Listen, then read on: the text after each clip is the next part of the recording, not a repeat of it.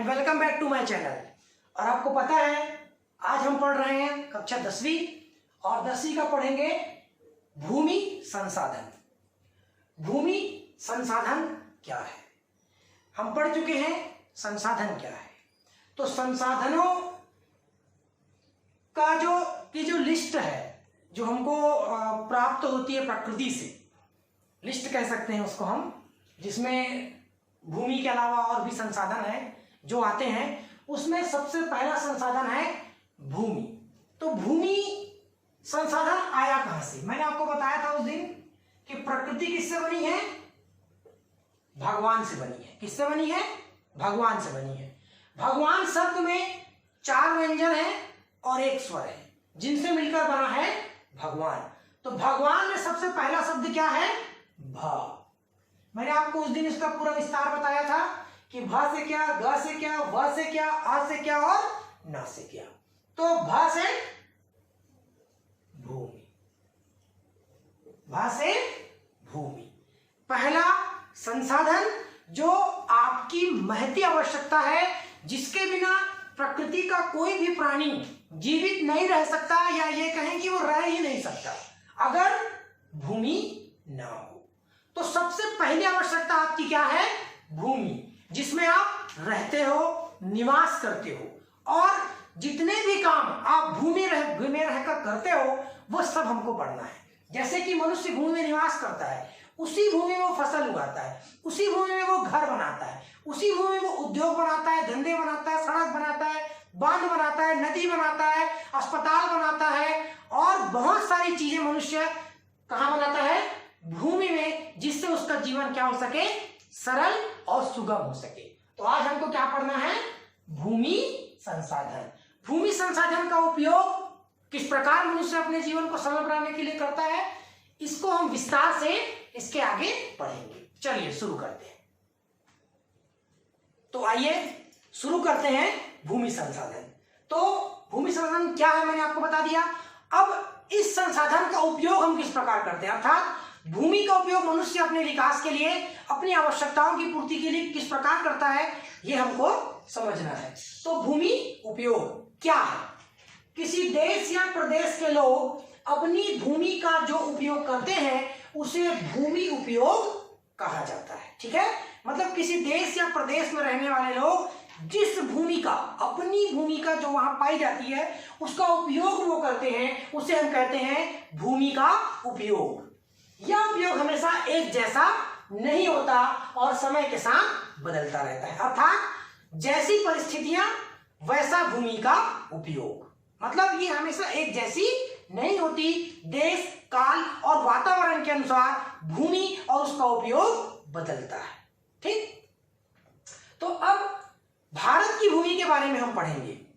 तो सबसे पहले तो ये जान लें कि भारत का भौगोलिक क्षेत्रफल कितना है। तो यहां पर लिखा हुआ है कि भारत का भौगोलिक क्षेत्रफल 32.8 लाख वर्ग किलोमीटर है। याद रखिए कितना है? 32.8 लाख वर्ग किलोमीटर पर भारत का भौगोलिक क्षेत्रफल फैला हुआ है। अब यहां पर आपको 2 मानचित्र टाइप के दिख रहे हैं, डायग्राम जैसे। तो यहां पर तुलना की गई है भूमि के उपयोग की वर्षों में, अर्थात देश की आजादी के बाद सन 1950 से 51 और फिर सन 2010 से 2011 के बीच भूमि का उपयोग भारत में किस प्रकार से हुआ है। तो भूमि के उपयोग को हमने कई हिस्सों में बांट दिया है। तो शुरू करते हैं। पहला है चराई भूमि। चराई भूमि कितने परसेंट थी 1950 से 51 में? हम पढ़ेंगे 2% थी पूरे भारत में। उसके बाद है वन भूमि। वन भूमि कितनी थी? 14%। उसके बाद है उपवन भूमि, वो कितनी थी? 7%। उसके बाद है कृषि भूमि, जहां पर कृषि की जाती है, वो थी 42%, यानी कि 42%। उसके बाद है अकृषि भूमि, ये कितनी थी? 4%। उसके बाद है परती भूमि, ये कितनी थी?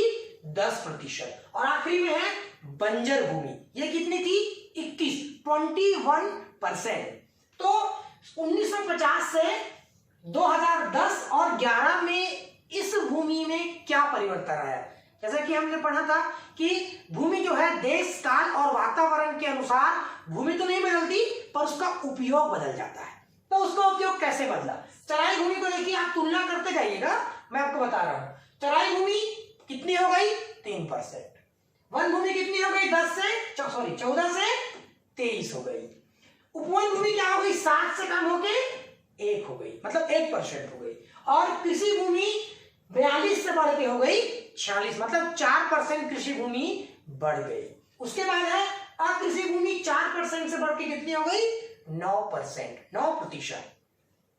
प्रति भूमि 10 से 8 हो गई और बंजर भूमि 21 से 10 हो गई। अर्थात यहां पर ज्यादा परिवर्तन किसमें आया है, वन भूमि में 14 से 23, बंजर भूमि में 21 से 8 और कृषि भूमि मात्र 4% बढ़ी है। अब इसको हम आगे विवरण करते हैं कि कौन कौन सी भूमि कैसी है और इनका क्या क्या हमारे जीवन में उपयोग है। तो पहला है वन भूमि। वन भूमि क्या है, वन यानी जंगल, जहां पर पेड़ पौधे पाए जाते हैं और इस भूमि में वनस्पतियां अधिक पाई जाती हैं जिसे हम वन कहते हैं। वन में क्या पाया जाता है, पेड़ पौधे, जंगली पेड़ पौधे, वनस्पतियां, जड़ी बूटियां, औषधियां। ठीक है। दूसरा है इस वन का उपयोग लकड़ी, कंदमूल, जंगली फल, औषधियां, पशुचारण आदि में किया जाता है। मतलब मनुष्य इस भूमि में जो वन है उसका उपयोग क्या करता है, लकड़ी, जलाऊ लकड़ी, इमारती लकड़ी, फर्नीचर की लकड़ी। ठीक है। कंदमूल फल हमको मिलते हैं, जंगली फल मिलते हैं, औषधियां कई प्रकार की जड़ी बूटियां हमको मिलती हैं, पशुओं के चरने के लिए चारा। तो ये सब चीजें हमको वन से प्राप्त होती हैं। और फिर भारत में पिछले 60 वर्षों में वन भूमि 14% से बढ़कर 23% हो गई। अभी हमने देखा डायग्राम में, किंतु 1970-71 के बाद से वन भूमि लगभग स्थिर है, मतलब उसका परसेंट रुका हुआ है, वो बढ़ नहीं रही है, जबकि उसको बढ़ना चाहिए। आगे पढ़ेंगे इसके बारे में। अब है वनों से लाभ। वनों से हमें क्या लाभ होते हैं, क्या चीजें हमको वनों से प्राप्त होती हैं। तो लकड़ी मिलती है, पढ़ चुके हैं, औषधियां मिलती हैं, ऑक्सीजन, मनुष्य जो जिस कार्बन डाइऑक्साइड को प्रकृति को देता है, पेड़ पौधे उसे ले लेते हैं और उसके बदले में हमको वो ऑक्सीजन देते हैं। आपको पता है ऑक्सीजन मनुष्य के लिए कितना आवश्यक है जीवित रहने के लिए। वो हमको कहां से प्राप्त होते हैं, पेड़ पौधों से प्राप्त होते हैं। और वायुमंडल के तापमान को भी स्थिर रखने में वो मदद करते हैं। जल स्रोत को स्थिर रहने में, अर्थात जल स्रोत, जो भी जल वर्षा के रूप में पृथ्वी में आता है या धरती पे गिरता है, तो आप देखेंगे कि जो जंगली क्षेत्र है वहीं पर अक्सर जंगली और पहाड़ी वन प्रदेश में ज्यादा झरने, नदियों का उद्गम स्थल पहाड़ों में ही पाए जाते हैं और वहीं पर बड़ी बड़ी नदियां वहां से निकलती हैं। मतलब जल स्रोत जो है अक्सर वो पहाड़ों से और जंगलों से ही निकलते हैं। कारण ये है कि जो जंगल में जो वन पाए जाते हैं उनकी जो जड़ें होती हैं वो मिट्टियों को बांध के रखती हैं, मिट्टी को, और वर्षा के पानी को जड़ों के माध्यम से वो धरती के अंदर रिसाव करके वापस धरती में भेजती हैं, जिससे वहां का जल स्तर ऊंचा हो जाता है और जल वहां पर बहुत अधिक पाया जाता है और कम गहराई के ऊपर खोदने से वहां पर जल आसानी से मिल जाता है। ठीक है, आगे बढ़ते हैं। वन्य जीवों का निवास। तो जितने भी जंगली जीव जंतु पशु पक्षी पाए जाते हैं वो सब जंगलों में ही निवास करते हैं। पर्यावरण संतुलन को बनाए रखने के लिए कम से कम 33% भाग पर वन होना चाहिए। ठीक है, तो 33% भाग में जिस जगह पर भी वन होगा वहां का पर्यावरण संतुलित रहेगा, किंतु हम इसमें पीछे हैं। भारत में कितना है, 23% भूभाग पर ही वन है, जबकि हमें कितना चाहिए, 33%, अर्थात हम 10% पीछे चल रहे हैं। अब बात करते हैं कि भारत के जितने भी राज्य हैं वहां पर वनों का प्रतिशत सबसे ज्यादा कहां है, तो इस मामले में छत्तीसगढ़ धनी है। तो छत्तीसगढ़ में भारत के सबसे अधिक वनाच्छादित प्रदेशों में से एक है और लगभग यहाँ 41.75% भाग पर वन आवरण पाया जाता है। मतलब छत्तीसगढ़ क्या है, वनों के मामले में धनी प्रदेश है। आगे है उपवन भूमि। वन से बना है उपवन। इस वर्ग में ऐसी भूमि सम्मिलित की जाती है जिस पर बाग बगीचे लगे होते हैं, बाग बगीचे या फिर फलों के पेड़, वृक्ष, बगीचे जैसे। ऐसी भूमि में से हमें फल प्राप्त होते हैं। भारत में पिछले 60 वर्षों में उपवन भूमि को काटकर कृषि एवं अन्य उपयोगों में लिया गया, मतलब उपवन भूमि कम हो रही है। हम क्या कर रहे हैं, उपवन भूमि में लगे पेड़ पौधों को काट रहे हैं और उसकी जगह उसको कृषि भूमि में परिवर्तित कर रहे हैं।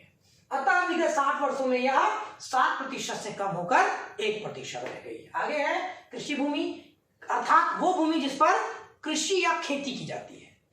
भारत एक कृषि प्रधान देश है और यह एक विशाल देश है और इस विशाल देश पर खेती सर्वाधिक की जाती है।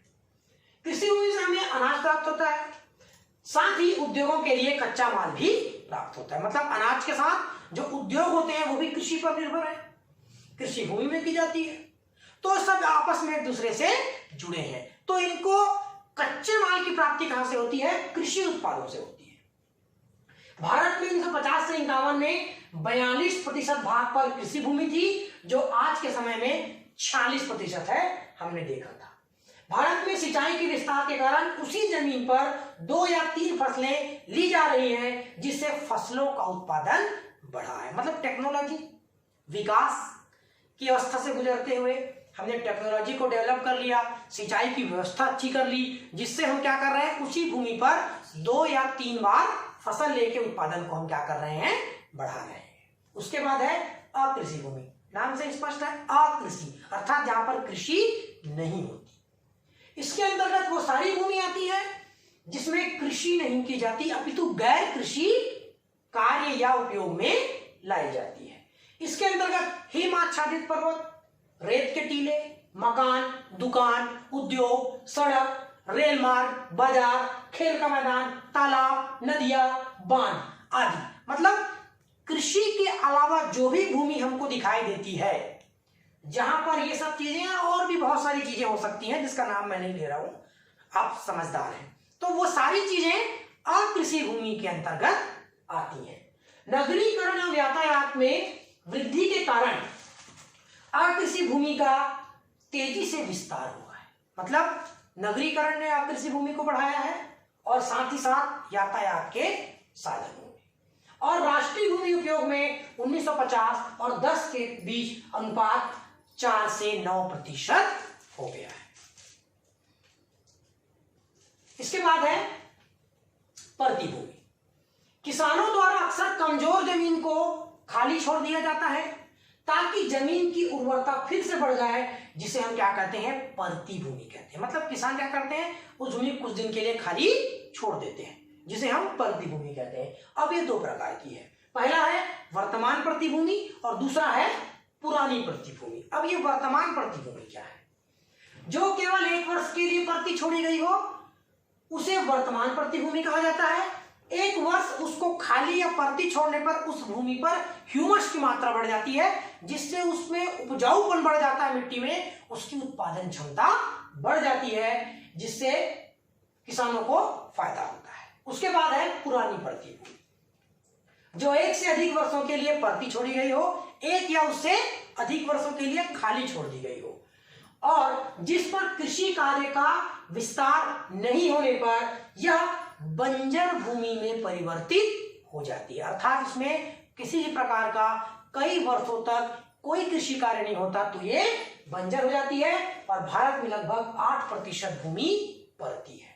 उसके बाद है बंजर भूमि। स्पष्ट है नाम से कि जिस भूमि पर कुछ नहीं होता, जहां पर कृषि कार्य संभव नहीं है, वो बंजर भूमि है। तो कृषि भूमि का कृषि जिस भूमि पर कृषि की संभावना अत्यंत कम है या नहीं है, उसे हम बंजर भूमि कहते हैं। बंजर भूमि का गैर कृषि कार्यों में उपयोग वन विभाग द्वारा अधिग्रहित कर लिए जाने एवं उन्नत तकनीक से कृषि भूमि के रूप में परिवर्तित किए जाने के कारण यह भूमि 21% से कम होकर 10% हो गई है। अर्थात मनुष्य क्या कर रहा है, बंजर भूमि का लगातार उपयोग कर रहा है, उन्नत तकनीक या फिर सरकारी कामों में उसका उपयोग करके और नई टेक्नोलॉजी के माध्यम से बंजर भूमि को उपजाऊ भूमि में बदलकर भी मनुष्य उसका उपयोग लगातार कर रहा है। इसके बाद है चराई भूमि। चराई भूमि क्या है, इसके अंतर्गत वह भूमि आती है जहां पर पशुओं के लिए स्थायी चारागाह अथवा अन्य किसी प्रकार की चराई भूमि की व्यवस्था की जाती है। ठीक है। इसके बाद है दूसरा, यह भूमि सार्वजनिक उपयोग के लिए है। यहाँ पर पशुओं को चराया जाता है और घर में जलाने के लिए लकड़ियां भी प्राप्त होती हैं। भारत में 1950 से 51 और 1970 से 71 में इसमें वृद्धि हुई, किंतु पिछले 40 वर्षों से इसमें कमी देखने को मिल रही है। इस भूमि के कम होने पर प्रतिकूल प्रभाव किस पर पड़ रहा है? गरीब परिवारों पर पड़ रहा है, जिनके लिए वहां पर पशुपालन, पशुचारण और जीविकोपार्जन का एकमात्र साधन उपलब्ध होता है।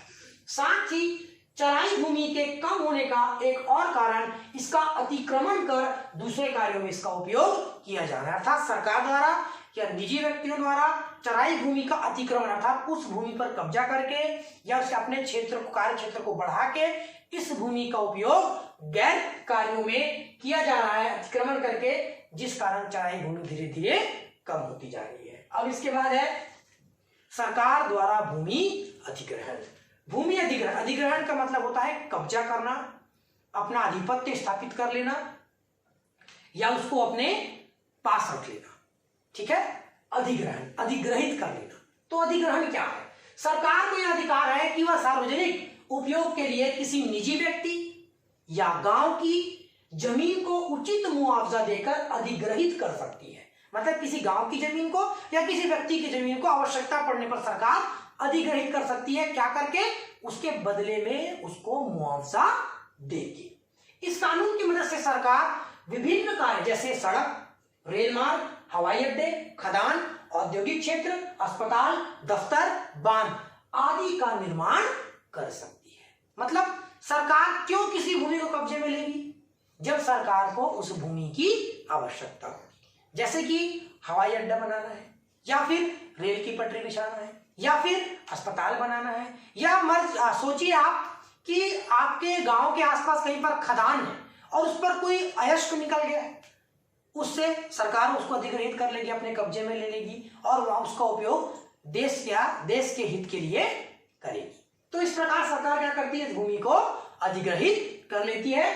तो इसके लिए एक कानून बनाया गया सन 2013 में, जिसका नाम है भूमि अधिग्रहण अधिनियम 2013। अब ये क्या है इसको पढ़ते हैं। ठीक है। तो भूमि अधिग्रहण अधिनियम 2013 पहला है, इस अधिनियम में भूमि अधिग्रहण के साथ साथ पुनर्वास एवं पुनर्स्थापना का भी प्रावधान है। मतलब जिस भूमि पर अधिकार किया जाता है उस भूमि में रहने वाले लोगों को पुनर्वास की व्यवस्था या पुनर्स्थापना की व्यवस्था की जाती है।